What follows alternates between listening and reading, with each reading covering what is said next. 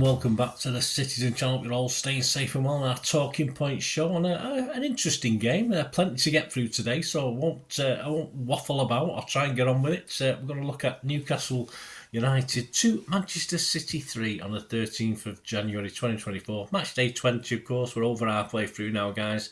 5:30 p.m. kickoff, so we'll have a look at the City Newcastle game, chapter and verse, the story of the game, if you like. And please check out my player ratings show as well, which includes Simon Pekosik from the Manchester Evening News. Yeah, we do differ occasionally, but please check that out. So what you need to do is, if you are new to the channel, push that subscribe button, push the bell notifications, everything City past and present, of course, and the future. I look forward to stuff as well.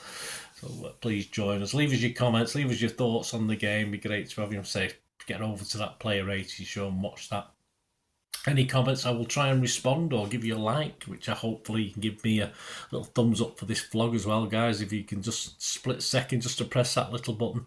Right, let's have a look at the teams. Let's get on with this. A lot to get through. A busy game, wasn't it? A bit tale of two halves, wasn't it, really? Newcastle, yeah, one change to the Sunderland match for Eddie Howe's men. Dubravka, Trippier, Sharp, Botman, Byrne, Guimaraes, I don't know how you pronounce that. I've got to say him a few times today as well. Longstaff, Miley, Almiron, Gordon and Isaac. Our starting 11, 6 changes to Huddersfield. How many did I get? Well, I got 11 out of 11, guys. Hey, just call me Pep.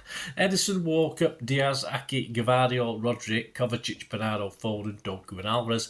And our bench, Ortega, Phillips, Grealish, De Bruyne, Gomez, Nunes, Bob, Sissoko and Lewis.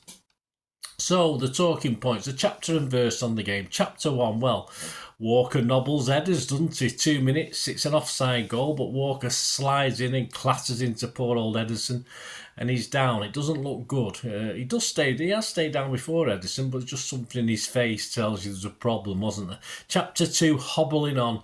5 minutes, Edison's limping immediately, and he fluffs a clearance, doesn't he? Straight to Almiron. But Almiron, Guimaraes and Gordon conspire to mess it up. That was a close call, wasn't it? So let's get him off. Let's get old Ortega on. Chapter 3, hobbling off. 7 minutes, Edison off, Ortega on. Chapter 4, Dippy Diaz, 16 minutes. Diaz allows Isaac to sort of nip in front of him close to the goal, and he sort of manages to put him under pressure, and of course Isaac sort of pushes it wide, but I don't know what Diaz was playing at. I don't know if he expected Ortega to come out, I'm not too sure. Chapter 5, always rising. 17 minutes, Doku scampers into the box. Kovacic can't quite connect properly, ends up like a back heel, doesn't it? And it falls to Bernardo, who just tries to get over it with his right foot, but can't keep it down and sends his volley over the bar. Chapter 6, why Walker, why? We asked this question many, many times. He seems to just fancy himself shooting at distance. 19 minutes, he shoots from distance, and to say it was pathetic is an understatement. Chapter 7, Bernardo magic, of course. On 26 minutes, it's 1-0. Doku on the left sprays the pass over to Walker on the right. Walker finally crosses it low, and Bernardo, of course, on the right-hand edge of the 6-yard box, flicks it with the back of his heel. What do we call it? I'm not going to call it someone else's name, but a cracking goal. And Dubravka, no chance, into the bottom left-hand corner. Say 1-0. An assist for Walker. Pity the rest of the game wasn't so good for him. Chapter 7, Bernardo, almost as magical. 29 minutes, Bernardo meets a cutback by Alvarez on the left, hitting a first-time rising screamer towards the top right-hand corner, but just too near Dubravka, who manages to tip it onto the sort of, I think it hit between the bar and the post. And the ball went away. Chapter 8, Divering Stefan. 33 minutes. Ortega is closed down by Isaac, and the ball loops over to Almiron, who heads back down the inside right channel for Isaac again, but fortunately for us it ends in nothing. Chapter 9, Isaac Curley. It's 1-1 on 35 minutes. Guimaraes plays a first time pass down the middle to release Isaac. Walker tries to stand him up, rather than trying to force him out to the left, lets him come inside. Isaac chops him and curls an unstoppable effort across Ortega into the top right-hand corner. Did he learn from that, Mr. Walker, our captain? No, because Chapter 10's dawdling captain on 37 minutes. Just 2 minutes later, it's 2-1 for Newcastle. Gordon picks the ball up on the left touchline. Walker appeared to be strolling back. I don't know if he was trying to play him offside, but I mean, he put his afterburners on, but it was far too late by then. And again, fool me once, fool me twice, is it? I've got this saying, the old saying, but of course he moved inside a Walker again, and obviously was allowed to curl using Walker's defender, curl into the top left-hand corner. And Ortega, absolutely not a cat in hell's chance, and a great goal from Gordon, that one. Plus 8 minutes because of obviously all the trouble with Edison, so not too much to talk about in that one. We got a Rodri's revenge though, of course, just before the break. Chapter 11, Rodri's revenge. Grimaresh, I told you I'd say him a lot, didn't I? Stands on Rodri's toe, but no foul is given. He falls down as though he's been his legs hanging off, but eventually he gets up and then runs across and delivers some retribution by fouling Grimaresh, but into the book. Rodri goes, but Grimaresh gets away with it. That's intermission, half-time, 2-1 to Newcastle, and perhaps just deserved, to be honest with you. We huffed and puffed, but defensively we were shocking. We're all over the place. On to the second half and chapter 12. Alvarez takes aim. On 52 minutes, Alvarez sends a free kick towards the right-hand top corner. Dubravka meets it and sort of puts it wide reasonably comfortably. He wasn't really that troubled by it. Had plenty of time to see it. Chapter 13, Bernardo, not so magic. 55 minutes, Shard advances and brought down by Bernardo's hanging leg, and Bernardo goes into the book. Joins Rodri.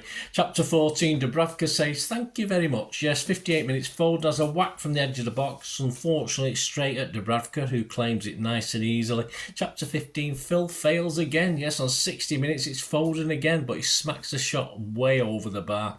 Chapter 16, Gritty. Grimaresh, yes, on 62 minutes, Grimaresh loses it to Rodri. City stream forward. Walker sent into the box down the right-hand side. He cuts it back, hoping to find Foden, who can't quite force it home from close range because that guy who lost it in the first place, Grimaresh, has got back to make good his initial mistake. He then blocks it and bravely takes a hit from Rodri in the middle of a scramble. Means they were crying out for a foul for Rodri, but hey, he went for the ball, so quite rightly he wasn't penalised for that one, thankfully. Chapter 17, Dubravka, thank you very much again. Yes, 64 minutes, Alvarez takes a shot from the edge of the box, straight at Dubravka. It's just a nice practice for him.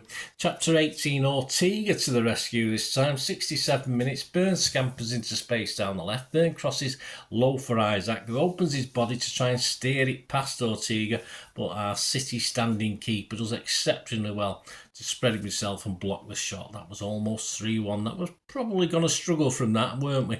But chapter 19, it was an ailing Alvarez. 69 minutes, KDB comes on. Bernardo goes off. Then KDB takes a free kick and just succeeds in hitting the wall, unfortunately. But the ball breaks to Doku on the left, a cross in, and it drops to Alvarez alone on the penalty spot. He leans back to put it into the top corner. Well, he only managed to put it in the top corner of the stand. He sent a dismal effort way over the bar. Chapter 20, a slice of Foden.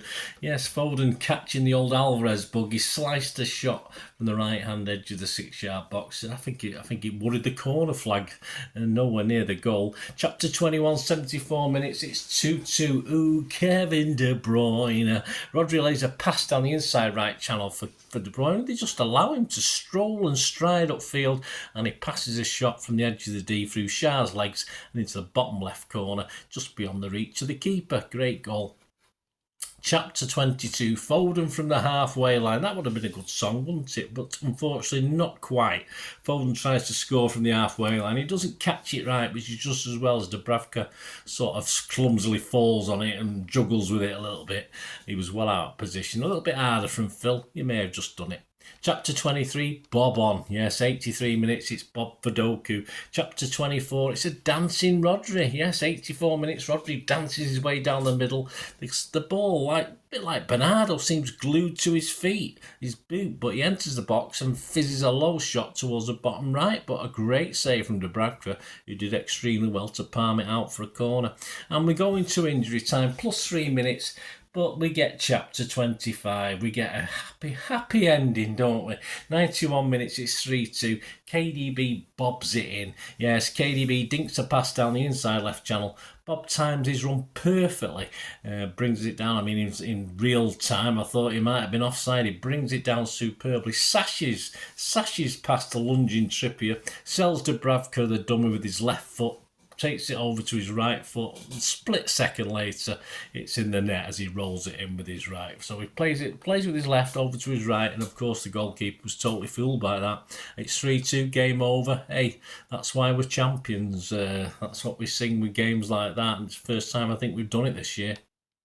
Summary, yes, defensively, I think we're all over the place that first half as Newcastle simply played the percentages. Eddie Howe, master tactician, let's just put it over the top. For every 3 or 4 times we get caught offside, we might get through once or twice, and that's what he did. He played the percentages, and it worked. Not very clever, but hey, it's the manager, it worked. Newcastle though lacked a little bit of guile or perhaps the energy to continue that game play in the second half, and we eventually just wore them down, with KDB of course being the catalyst for the victory. Without KDB, I'm not too sure we would have done it. The table, of course, Liverpool still top, played 20, 45 points with a plus 25 goal difference. We're now second, played 20, 43 points, 2 points behind with a plus 25, so exactly the same goal difference. Villa are third, they played 20, 42 points, plus 16 goals. A win against Everton at Goodison tomorrow will take them back second, a draw won't be enough. Arsenal are fourth, played 20, 40 points with a goal difference of plus 17. They're playing Palace tomorrow, a win, or today, depending when you're watching it. They're playing the day after us. A win at home will take them the same points as City, but unless they win by 8 goal margin, they'll still have an inferior goal difference to us. The match stats themselves: shots 12 from Newcastle, 5 on target, 27 from City, 11 on target. They have 73% of the possession. Passes 271 to them, 736 to us. 73% pass accuracy, an okayish 90% from us, but a lot of good press from Newcastle, certainly for the first half. Fouls 7 from them, 7 from us, 1 yellow for them, 2 for us. Offsides 8 for them, as I said, they played the percentages, 1 for us. Corners 3 for them, 13 for us. XG philosophy, Newcastle 1.31, my thanks to @XG philosophy. Yes, Newcastle 1.31, City 3.11. Comparisons to last season, playing the same teams at the same venues, we're now minus 10 points. So we have picked 2 points up because, of course, we drew with Newcastle at their place last year. So we've now picked 3 points up as opposed to 1. So we've picked up 2 points. So we've gone from 12 to minus 12 to minus 10 points. And projected points now, based on the results from last season, is 79 points. So if all the games end up as they did last season at the venues, that would take us to third. That was good enough for third last season. I'm thinking mid-80s will win the league this year, so we need to pick up at least another half a dozen or so, I think.